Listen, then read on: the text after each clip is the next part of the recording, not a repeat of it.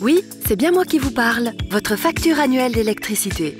En Suisse, nous consommons de l'énergie sous plusieurs formes, principalement sous forme de carburant et mazout, de gaz, et pour un quart sous forme d'électricité. L'année dernière, 64 milliards de kilowattheures ont été produits en Suisse. Sachant qu'un kilowattheure suffit pour tirer 50 tasses de café ou pour 30 minutes d'aspirateur, pas étonnant que le pays soit propre et productif. Nos sources principales d'électricité sont l'hydraulique, 60%, et le nucléaire, 34%. Et regardez ici, il s'agit de votre participation aux frais du réseau électrique. Comment ça marche? Quand vous pressez un interrupteur, vous agissez directement sur le réseau.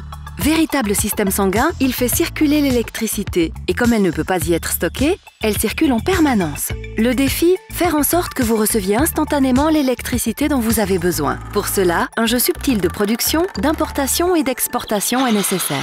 Aussi parce que la Suisse ne produit pas la même quantité d'électricité durant toute l'année. Et c'est vous, les ménages suisses, qui en couple, célibataires, familles et colocation, consommez près du tiers des 58 milliards de kilowattheures utilisés chaque année. Le reste se partage entre l'industrie, l'artisanat, les services, les transports et l'agriculture, à travers lesquels vous consommez aussi indirectement de l'électricité.